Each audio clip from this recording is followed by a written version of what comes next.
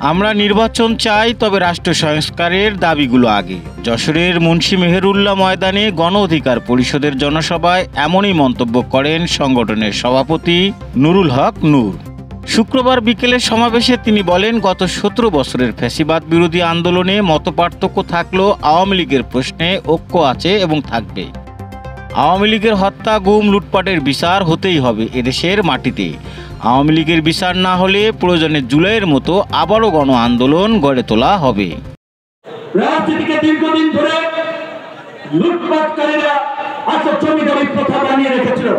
আমরা সেই জমিদারি প্রথাকে এই জুলাই গণঅভ্যুত্থানে উড়িয়ে দিয়েছি, যার ফলে শেখ হাসিনা বিমানে করে দিল্লি উড়ে গিয়েছে। কাজে শেখ হাসিনা ওই জমিদারি তন্ত্রের লুটপাটের রাজনীতি দিল্লি নিয়ে গেছেন। এই দেশে আর লুটপাটের অপরাজনীতি চলবে না। এই দেশে এখন জনগণের রাজনীতি চলবে।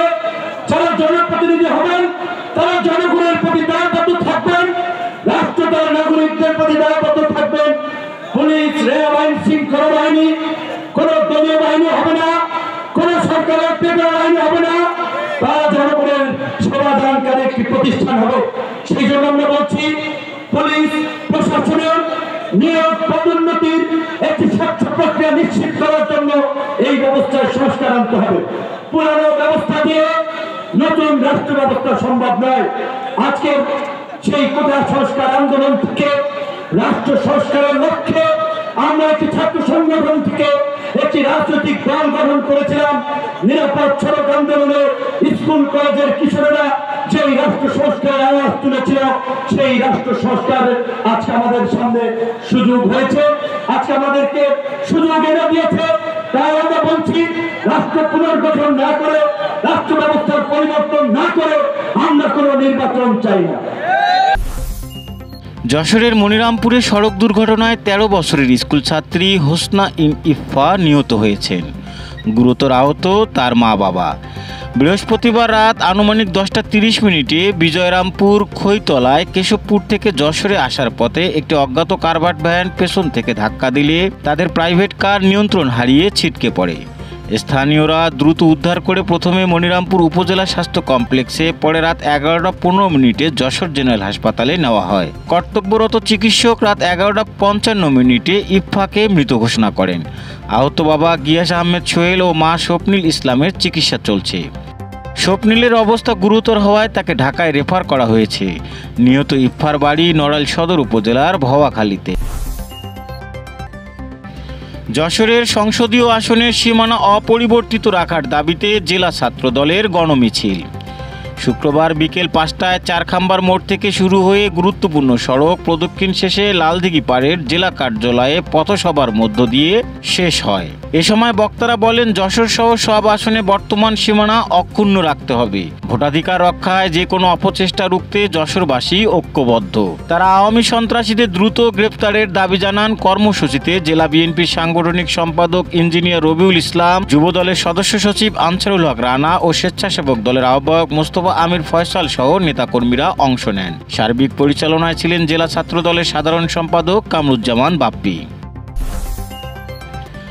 যশোরের প্রবীণ সাংবাদিক, লেখক, কলামিস্ট ও বীর মুক্তিযোদ্ধা রকুনুদ্দৌলা ইন্তেকাল করেছেন।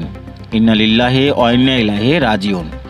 শুক্রবার সন্ধ্যা 7:30টায় অসুস্থ অবস্থায় যশোর জেনারেল হাসপাতালে সিসিইউতে নেওয়া হলে কর্তব্যরত চিকিৎসক তাকে মৃত ঘোষণা করেন। তিনি দীর্ঘদিন ধরে অসুস্থ ছিলেন। গত 27 জুলাই ঢাকার ইব্রাহিম কার্ডিয়াকে অধ্যাপক এম এ রশিদের তত্ত্বাবধানে তার হৃদয়ে 3টি রিং বসানো হয়। নওগাঁয় জন্ম রকুনুদ্দৌলার নওগাঁ কেডি স্কুলে পড়াকালে মুক্তিযুদ্ধ শুরু হলে পরিবারসহ ভারতে যান এবং শিলিগুড়িতে প্রশিক্ষণ নিয়ে যুদ্ধে অংশ নেন। পেশা জীবনে 4 দশকের বেশি সময় দেশের প্রাচীনতম দৈনিক সংবাদে বিশেষ প্রতিনিধি, জনপ্রিয় কলাম গ্রাম গ্রামান্তরে তাকে পাঠকের ঘরে পৌঁছে দেয়। কাজ করেছেন চ্যানেল আই, রেডিও টুডে, নানা দৈনিকে। সর্বশেষ ছিল পাক্ষিক যশোরের কাগজের সম্পাদক। সাংবাদিকতায় অবদানের স্বীকৃতি স্বরূপ পেয়েছেন আইডিই পুরস্কার, যশোর শিল্পী গোষ্ঠী ও জ্ঞানমেলা পদক সহ বহু সম্মাননা। সাবেক প্রধানমন্ত্রীর হাত থেকে বজলুর রহমান স্মৃতি পদক। তার গ্রন্থের মধ্যে গ্রাম গ্রামান্তরে মুক্তিযুদ্ধের যশোর, আমার কৈশোর আমার মুক্তিযুদ্ধ উল্লেখযোগ্য। বর্তমানে মরদেহ খালদা রোডের নিজ বাড়িতে রাখা আছে। শেষ শ্রদ্ধা জানাতে আগামীকাল শনিবার বেলা 12টায় প্রেস ক্লাব যশোরে আনা হবে। বেলা 1টায় ঈদগাহ ময়দানে গার্ড অফ অনার ও বাদ জোহর জানাজা দাফন যশোর কারবালা গোরস্থানে। যশোরে র্যাবের অভিযানে 113 পিস ভারতীয় ট্যাপোডাল ট্যাবলেট সহ 2 যুবককে আটক করা হয়েছে। বৃহস্পতিবার বিকেল 4:30টার দিকে আরবপুর এলাকায় চেকপোস্ট বসিয়ে তল্লাশি চালানোর সময় মোটরসাইকেলে পালানোর চেষ্টা করলে পিছু ধাওয়া করে তাদের আটক করা হয়।